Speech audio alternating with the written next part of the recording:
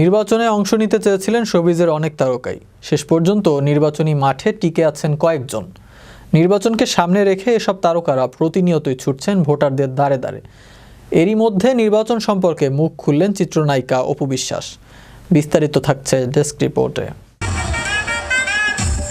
দ্বাদশ জাতীয় সংসদ নির্বাচনে অংশগ্রহণ করেছেন চিত্রনায়ক ফেরদৌস আহমেদ।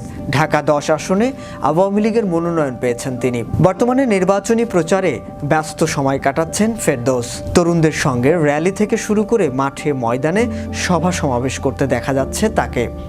অন্যদিকে রাজশাহীর একটি আসনে ট্রাক প্রতীক নিয়ে নির্বাচনে অংশগ্রহণ করেছেন ঢাকায় সিনেমার নায়িকা মাহিয়া মাহি। তিনিও গ্রামগঞ্জে ঘুরে ঘুরে ভোট চাইছেন। এদিকে ঢাকায় ফেরদৌসের নির্বাচনী প্রচারে অংশগ্রহণ করেছেন ঢালিউড কুইন খ্যাত নায়িকা অপু বিশ্বাস।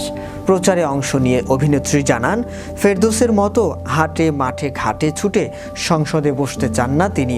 তার লক্ষ্য সংরক্ষিত মহিলা আসন, যেটিতে বসতে ভোটের বেগ পেতে হয় না, শুধু দল প্রধানের সম্মতির দরকার হয়।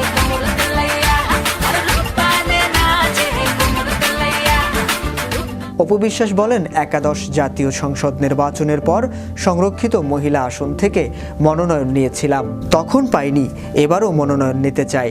সবাই জানেন আমি মনে প্রাণে আওয়ামী লীগ ধারণ করি, সেই কারণেই সংরক্ষিত আসনের মনোনয়ন চাই।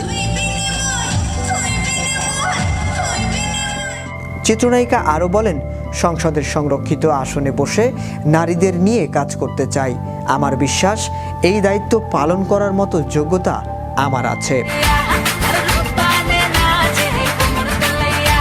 শাহরিয়ার আহমেদ, বিশ্ব বাংলা 24, বিনোদন ডেস্ক।